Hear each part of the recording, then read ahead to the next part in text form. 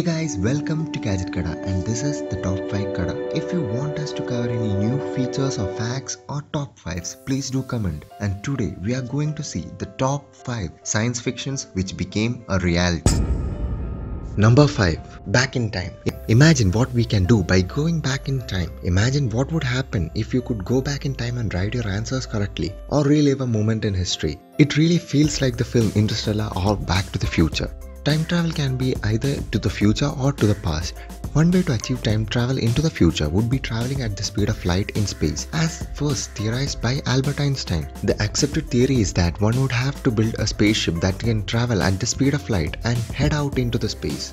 If you guys are wondering if it's possible, then I have proof that time travel has already happened. Cosmonaut Sergei Krikalev has already traveled through time. Serial ISS resident Sergei Krikalev holds the record for the longest amount of time spent in space, with 803 days, 9 hours, 39 minutes under his belt. The ISS travels at around 7.66 km per second when orbiting around the Earth, and due to the high speed and length of time which he spent in space, the cosmonaut actually arrived back in Earth 0.02 seconds in the future, thanks to a process known as time dilation.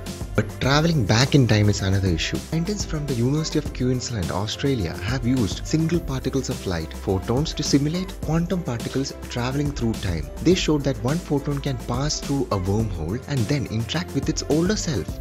Tim Ralph and his PhD student Martin Ringboer simulated a Dutch model of CTCs according to Scientific American, testing and confirming many aspects of the 2 decades old theory. Although it's just a mathematical simulation, the researchers emphasize that their model is mathematically equivalent to a single photon traveling through a CTC. Nothing has actually been sent back through time though. To do that, scientists would have to find a real CTC, which has yet to happen as far as we know. Hence, although time travel to back has theoretically been proven, we cannot expect time machines which can travel in time to be a reality anytime soon. Number 4. 3 parents and 1 child. The controversial technique which allows parents with rare genetic mutations to have healthy babies has only been legally approved in the UK. The baby boy's mother carried genes for Leigh syndrome, a fatal disorder that affects the developing nervous system. Genes for the disease reside in DNA in the mitochondria, which provide energy for our cells and carry just 37 genes that are passed down to us from our mothers. This is separate from the majority of our DNA, which is housed in each cell's nucleus. Around a quarter of her mitochondria have the disease-causing mutation. While she is healthy, Leigh syndrome was responsible for the deaths of her first 2 children. The couple sought out the help of John Zhang and his team at the New Hope Fertility Center in New York City. Zhang has been working on a way to avoid mitochondrial disease using so-called 3-parent technique. In theory, there are a few ways of doing this. The method approved in the UK is called pro-nuclear transfer and involves fertilizing both the mother's egg and the donor's egg with the father's sperm. Before the fertilized egg starts dividing into the early stage embryos, each nucleus is removed. The nucleus from the donor's fertilized egg is discarded and replaced by that from the mother's fertilized egg. But this technique wasn't appropriate for the couple. They were opposed to destruction of 2 embryos, so Zhang took a different approach called spindle nuclear transfer. He removed the nucleus from one of the mother's eggs and inserted it into a donor's egg that had had its own nucleus removed. The resulting egg, with nuclear DNA from the mother and mitochondrial DNA from a donor, was then fertilized with the father's sperm. Zhang's team used this approach to create 5 embryos, only one of which developed normally. This embryo was implanted in the mother and the child was born 9 months later.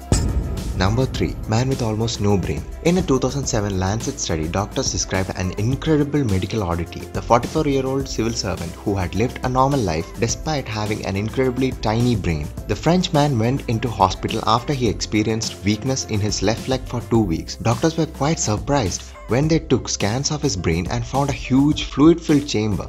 Fluid normally circulates through the brain. It's regularly drained, but instead of draining the fluid into the circulatory system, the fluid in this man's brain built up. Eventually, the accumulation of fluid resulted in only a tiny amount of actual brain material. The man's medical history showed that he had to get a shunt inserted into his head as an infant to get rid of the buildup of fluid on the brain, known as hydrocephalus. The shunt was eventually removed when, at age 14, he complained of left leg weakness and some unsteadiness. The man went on to live a normal life and he got married and had 2 children. Tests showed that he had an IQ of 75, which, though below the average of 100, is not considered a mental disability.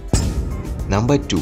The Walking Brewery. Drunken driving charges against a woman in upstate New York have been dismissed based on an unusual difference. Her body is a brewery. Some might be thinking how wonderful it would be to be drunk forever and you don't have to spend a penny, but it's really a worse condition than you can imagine. The woman was arrested while driving with a blood alcohol level more than 4 times the legal limit. She then discovered she has a rare condition called auto-brewery syndrome, in which her digestive system converts ordinary food into alcohol. The woman was charged with driving while intoxicated when a breath test showed her blood alcohol content to be 0.33%. Upon tests done by doctors, it was found that she had a blood alcohol content of 0.36% without drinking any alcoholic beverages for a whole day. Her blood constantly produced its own alcohol, although she never felt tipsy. Usually such patients felt tipsy without drinking and always sought for help. I wonder, is that how vampires came into existence? Number 1. The Replicator.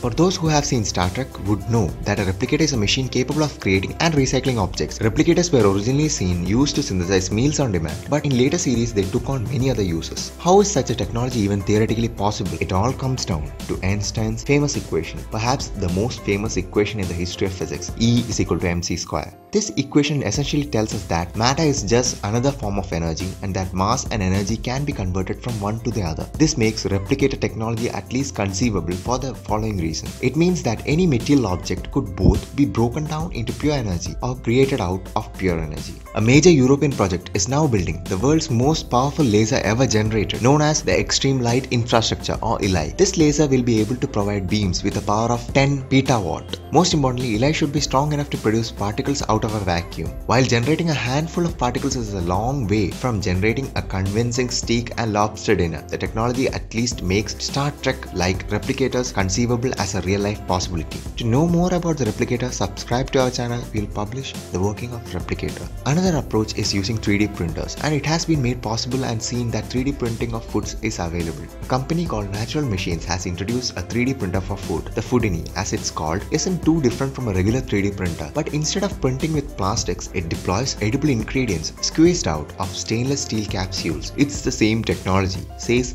Lynette Kukusma, co-founder of Natural Machines. But with plastics, there's just one melting point, whereas with food, it's different temperatures, consistencies and textures. Also, gravity works a little bit against us, as food doesn't hold the shape as well as plastic.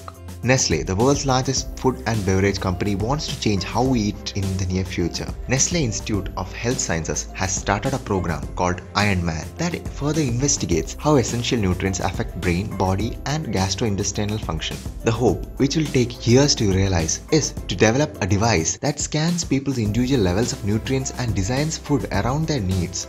So that's it guys, we just have to wait for some time to get things out of thin air.